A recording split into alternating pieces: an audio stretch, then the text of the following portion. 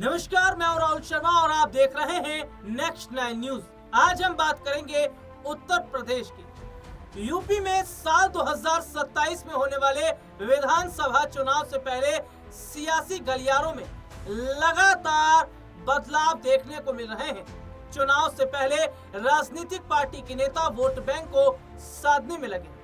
उत्तर प्रदेश में अगले वर्ष 2027 में प्रस्तावित विधानसभा चुनाव से पहले बहुजन समाज पार्टी और समाजवादी पार्टी के बीच काशी राम की जयंती पर आयोजन को लेकर आरोप प्रत्यारोप का दौर जारी है। इस बीच दावा है कि भारतीय राष्ट्रीय कांग्रेस के नेता और लोकसभा में नेता राहुल गांधी, जो नेता प्रतिपक्ष है लोकसभा के, काशी राम को लेकर एक आयोजन में हिस्सा लेंगे। कांग्रेस नेताओं का दावा है कि इस कार्यक्रम में राहुल गांधी दलित स्कॉलर से भी बातचीत करेंगे। कांग्रेस राज्य में काशी राम की जयंती को सामाजिक परिवर्तन दिवस के तौर पर मनाएगी। आइए आपको दिखाते हैं ये पूरी रिपोर्ट। कांग्रेस के इस कदम से माना जा रहा है कि पार्टी दलित, पिछड़े और अल्पसंख्यक वोट बैंक साधने की तैयारी में है। बीते दिनों समाजवादी पार्टी ने भी जब काशीराम जयंती पर बड़े आयोजन की तैयारी का ऐलान किया तो बसपा सुप्रीमो मायावती ने अपने विपक्षी दल और समाजवादी पार्टी के राष्ट्रीय अध्यक्ष अखिलेश यादव की तीखी आलोचना की थी।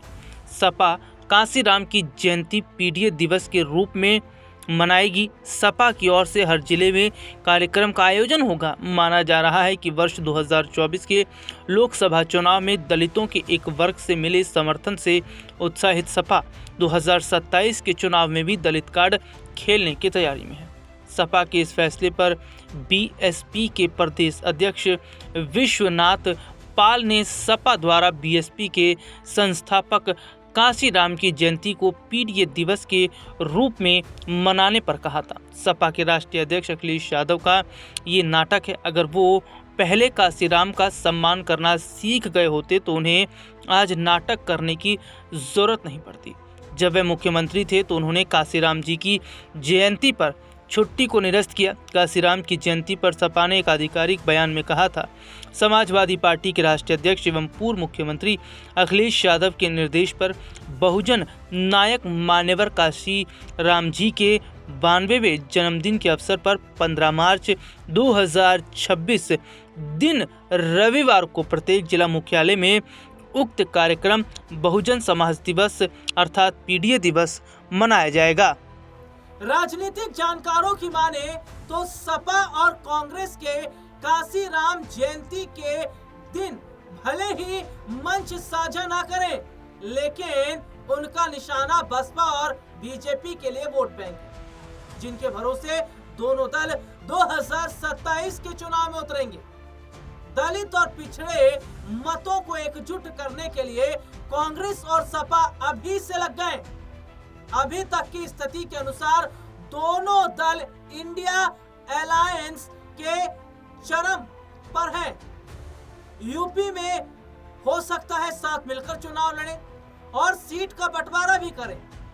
CSDS के एक आंकड़े के अनुसार वर्ष 2024 के लोकसभा चुनाव में पिछड़े वर्ग, अनुसूचित जाति वर्ग के मतदाताओं ने Indian national developmental inclusive alliance यानी कि सपा और कांग्रेस के इंडिया अलायंस को वोट दिया था। आइए आपको दिखाते हैं कि साल 2024 का जातिगत वोट बैंक क्या कहता है। लोक नीति CSDS के आंकड़ों के अनुसार इंडिया अलायंस को यादवों का 82%, कुर्मी कोयरी का 34%, अन्य पिछड़ी जातियों का 34%, जाटवों का 25% और गैर जाटव दलितों का 56% वोट मिला। इसके अलावा अगड़ी जातियों के 16% और मुस्लिम मतदाताओं के 92% ने भी इस गठबंधन का समर्थन किया।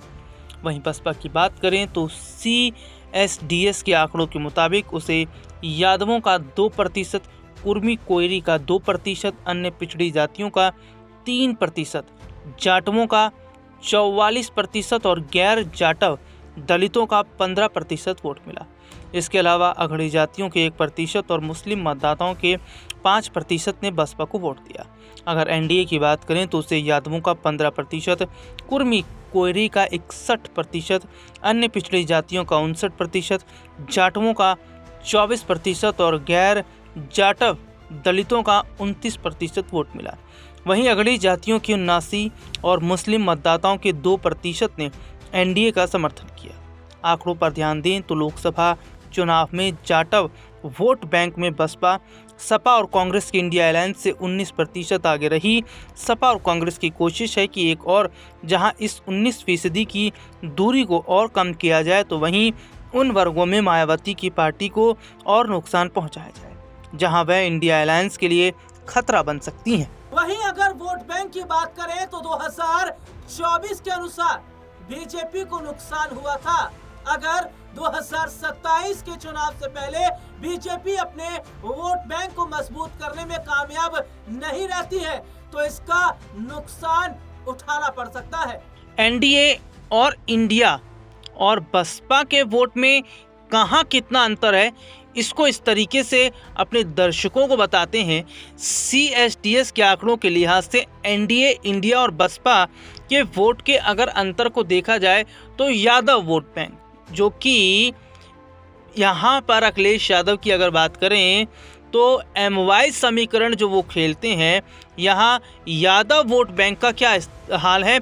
यादव वोट में इंडिया अलायंस और एनडीए के बीच में 67%, इंडिया अलायंस और बसपा के बीच 80% है, जबकि एनडीए और बसपा के बीच केवल 13% का यहाँ अंतर है।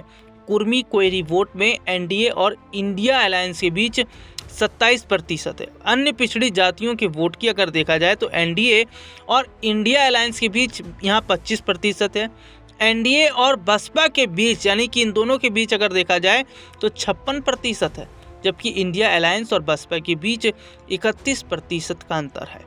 जाटव वोट में बसपा और इंडिया अलायंस के बीच 19%, गैर जाटव दलित वोट में इंडिया अलायंस और एनडीए के बीच 27%, इंडिया अलायंस और बसपा के बीच 41%, जबकि एनडीए और बसपा के बीच 14% का अंतर है।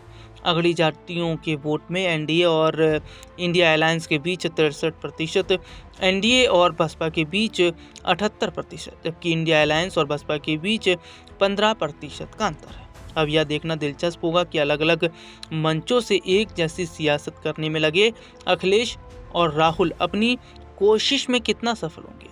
साथ ही 2024 के चुनाव में वोटिंग पैटर्न के जो अनुमानित आंकड़े हैं वह वर्ष 2027 में कितने बदल जाएंगे, ये भी देखना रहेगा। फिलहाल आज के इस प्रोग्राम में इतना ही। आपसे फिर दोबारा मुलाकात होगी, तब तक के लिए इजाजत दीजिए। नमस्कार।